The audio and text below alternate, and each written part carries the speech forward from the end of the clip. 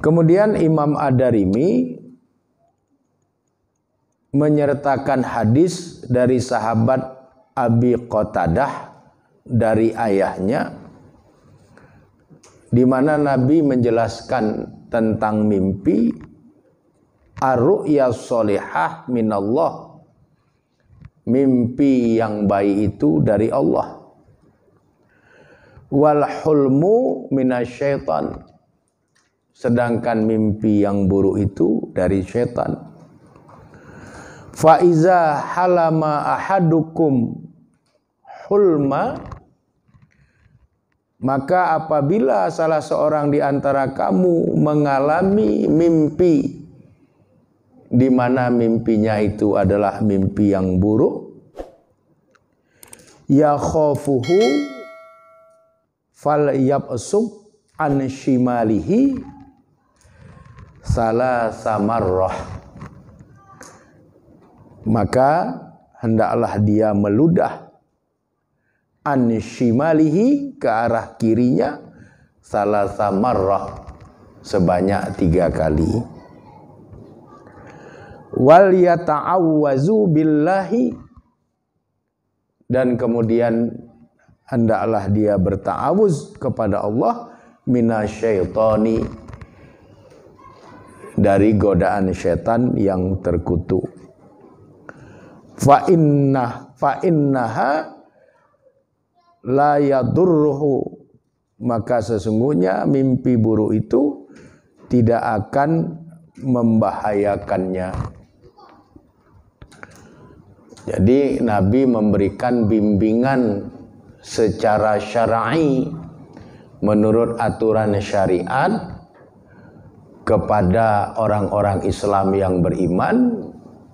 Kalau mereka bermimpi dengan mimpi yang buruk, hulmu atau halama atau tahzin, maka hendaklah dia bangun, kemudian dia meludah ke arah kiri 3 kali, lalu diikuti dengan berta'awuz kepada Allah dari syaitan yang terkutuk, lalu bangun untuk berwudu, menegakkan sholat sunat 2 rakaat.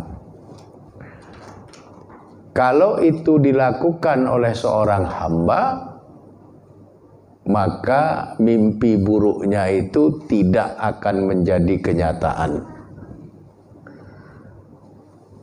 Dan dia tidak boleh menceritakan mimpi buruknya itu kepada siapapun, kecuali nanti dalam hadis berikutnya hanya boleh mimpi buruk itu diceritakan kepada 2 jenis hamba Allah saja. Jadi mimpi buruk,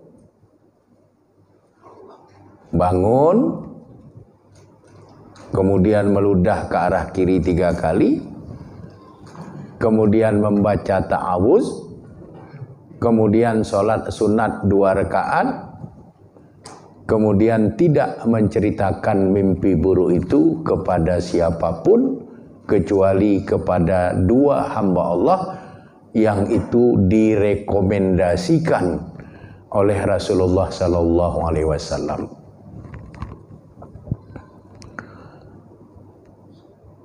Dengan demikian, mimpi buruk itu la yadurruhu, tidak bisa membawa kemudaratan bagi orang yang bermimpi buruk tersebut. Berdasarkan 2 hadis tadi,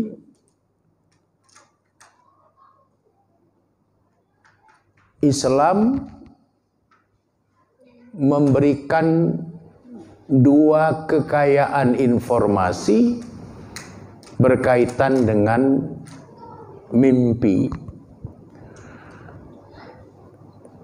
di mana di samping mimpi yang merupakan bahagian dari alam bawah sadar yang muncul pada waktu tidur, Islam juga menjelaskan adanya ar-ru'ya sholihah atau ar-ru'yal hasanah, mimpi yang baik, kemudian mimpi yang buruk yang disebut dengan halama atau ar-ru'yat tahzin. Jadi Islam lebih kaya dalam memberikan informasi berkaitan dengan persoalan mimpi bila dibandingkan dengan wawasan pengetahuan umum yang biasa diketahui oleh para ahli ilmu jiwa. Kemudian Imam Ad-Darimi mengutip hadis dari sahabat Abdurrabah bin Sa'id,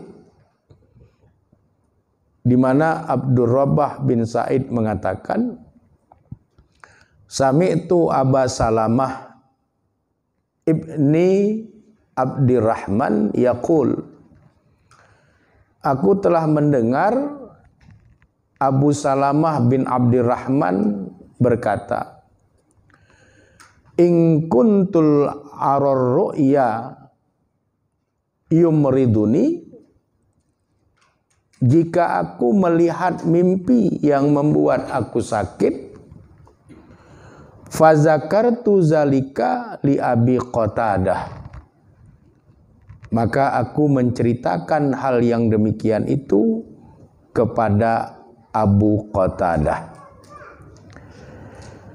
Qala, Abu Qatadah kemudian mengatakan, wa anna in kuntul arar ru'ya tumriduni, dan adapun aku jika aku bermimpi dengan mimpi yang membuat aku sakit,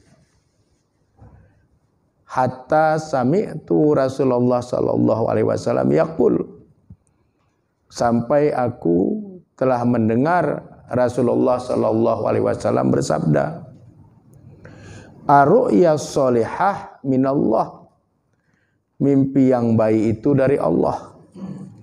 Fa iza ra'a ahadukum ma yuhibbu falyahmadillah, maka apabila salah seorang di antara kamu melihat mimpi yang dia sukai di dalam tidurnya, falyahmadillah, maka hendaklah dia bertahmid memuji Allah.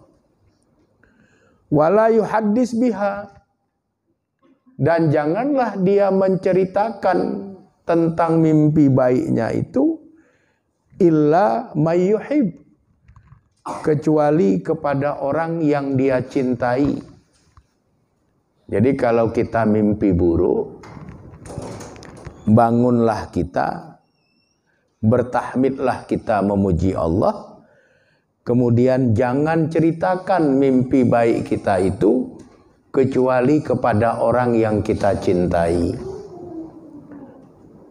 Di dalam Al-Quran disebutkan waktu Nabi Yusuf alaihissalam bermimpi di mana benda-benda langit mendatanginya, tunduk kepada Nabi Yusuf, bulan, bintang, matahari. Lalu Nabi Yusuf menceritakan itu kepada ayahnya Nabi Yakub.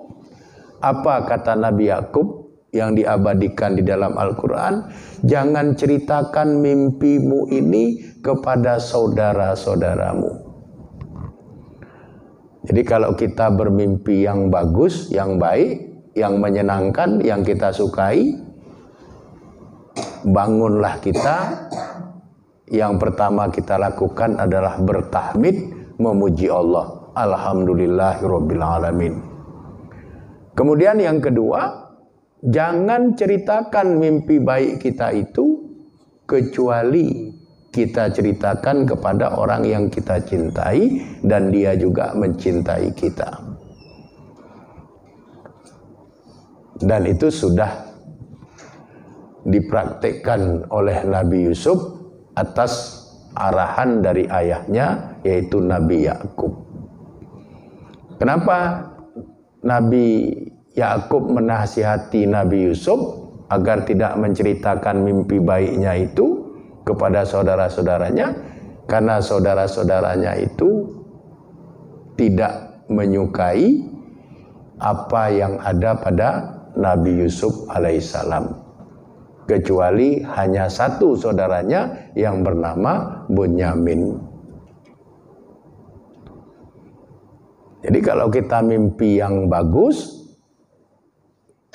jangan cerita-cerita pada siapapun, kecuali ceritalah pada orang yang kita cintai, yang kita sayangi, yang dia juga mencintai dan menyayangi kita. Ini petunjuk Nabi.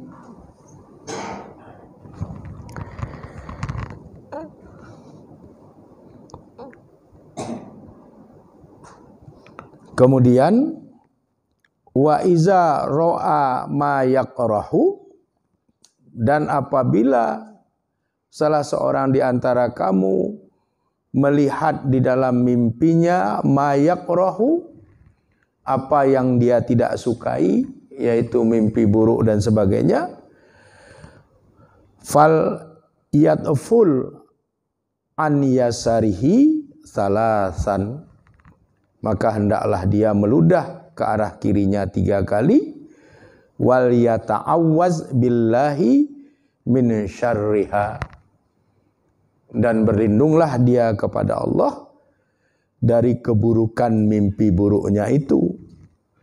Wala yuhaddis biha ahadan, dan janganlah dia menceritakan mimpi buruknya itu kepada satu orang pun.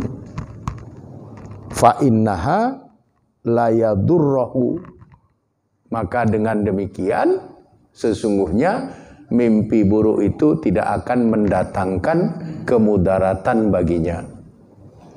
Jadi kalau kita mimpi buruk,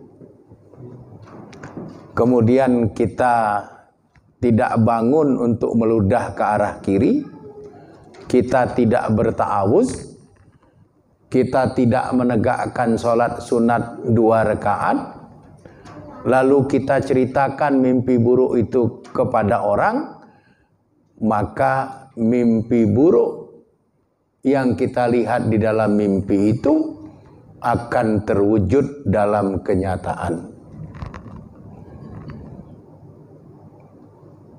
Ini penjelasan Nabi SAW yang sangat gamblang berkaitan dengan syariat mensikapi mimpi yang hadir di dalam tidur kita. Jadi kalau mimpi yang baik, cukup kita bangun untuk bertahmid memuji kepada Allah. Kemudian jangan ceritakan mimpi baik kita itu kecuali kepada orang yang kita cintai atau kita sayangi, yang dia juga mencintai dan menyayangi kita. Namun kalau mimpi itu mimpi buruk, bangunlah kita untuk meludah ke arah kiri 3 kali, kemudian dilanjutkan dengan berta'awuz, mohon perlindungan kepada Allah dari setan yang terkutuk dan keburukan mimpi buruk kita. Kemudian tegakkanlah sholat sunat mutlak 2 rakaat, dan jangan pernah ceritakan mimpi buruk kita itu kepada siapapun. Karena dalam hadis ini lebih tegas dari hadis-hadis sebelumnya. Dalam hadis ini Nabi memberikan stressing yang cukup jelas. Wala yuhaddis, jangan ceritakan biha, dengan mimpi buruk itu, ahadan, kepada satu orang pun. Dengan demikian la yadurruhu, dia tidak akan mendatangkan kemudaratan bagi orang yang bermimpi buruk itu.